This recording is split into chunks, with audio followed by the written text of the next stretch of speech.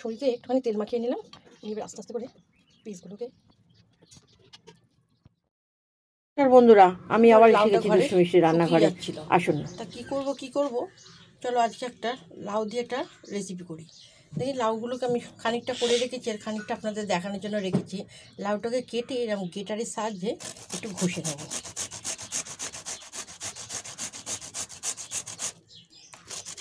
এরকম করে ঘষে নেবো।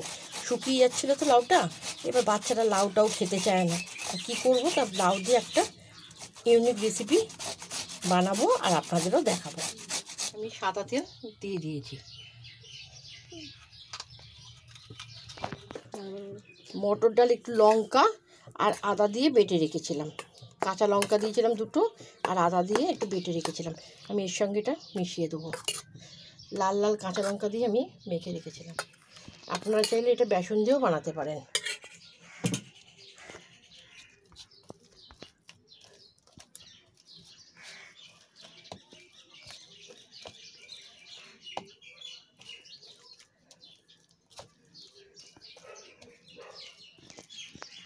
এর মধ্যে একটু গোটা জিরে দেবো, স্বাদ মতো নুন দেবো, স্বাদ মতো একটু চিনি দিলাম, সব দিয়ে ভালো করে একটু মেখে নিলাম। দিয়ে দিচ্ছি একটু কালো জিরে দিচ্ছি, আর সামান্য একটু। বন্ধুরা, আপনারা বুঝতে পারছেন তো তাহলে কী করতে চলেছি? এটা হচ্ছে লাউয়ের ধোকা। সম্পূর্ণ এটা আমি এবার একটু সাদা তেল মাখিয়ে রেখে দিয়েছিলাম। এবার ঠিক এইরকম মিশ্রণটা হলে, দেখেছেন কড়াই লেগে যাচ্ছে, এইবার হলে আমি এটা নাবিয়ে ফেলেছি। নাবিয়ে ফেলে ঠান্ডা করতে দেবো। এর আগে আমি অনেক ধোকা রেসিপি করেছি। হ্যাঁ, কুমড়োর ধোকা করেছি, ওলের ধোকা করেছি, সোয়াবিনের ধোকা করেছি। হ্যাঁ, আর যদি দেখছেন ডেসক্রিপশানের লিঙ্কটা দিয়ে দেবো, আপনারা দেখে নেবেন। আর প্লিজ বন্ধুরা, আপনারা আমার পাশে থাকুন, আমাকে একটু সহযোগিতা করুন।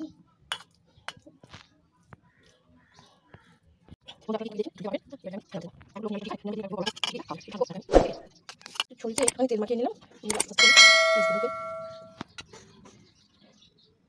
একটু গরম আছে, একে তো গরম কাল, তার মধ্যে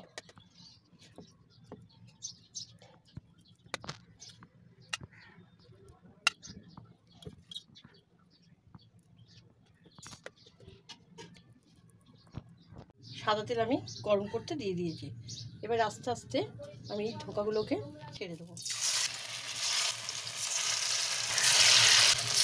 একটু চিনি দিয়েছিলাম, আর একটু গোটা জিরে দিলাম, তেলেতে টমেটো দিয়ে দিলাম,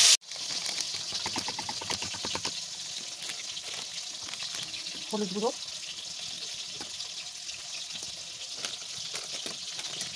একটু ধনে গুঁড়ো,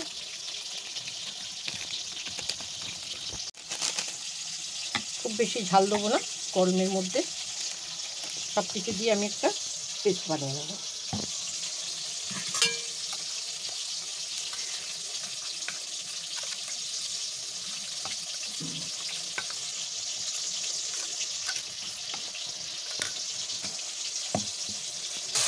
টমেটোটা তেলেতে দিয়েছি, একটু নরম হয়ে গেছে। এবার আমি মশলাটা ঢেলে দেবো। মশলাটা রেডি করা আছে, এটা ঢেলে দেবো। গ্যাসের ফ্লেমটাকে বাড়িয়ে দিয়েছি।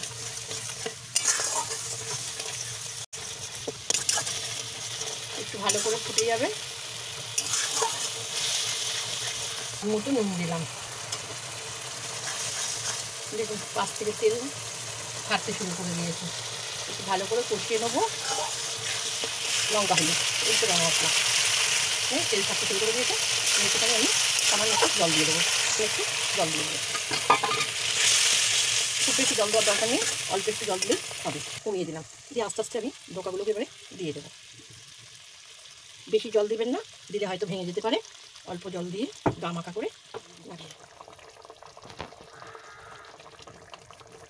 যেহেতু ডালের ধোকা, ডাল দিয়ে করেছি, মানে লাউটাকে ডাল দিয়ে আপনি করেছি বলে সামান্য জল দিচ্ছি, কেন ডালের টেনে নেবে।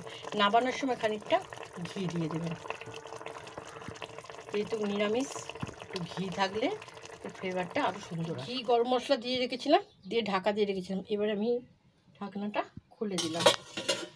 এবারে দেখুন কেমন হয়েছে।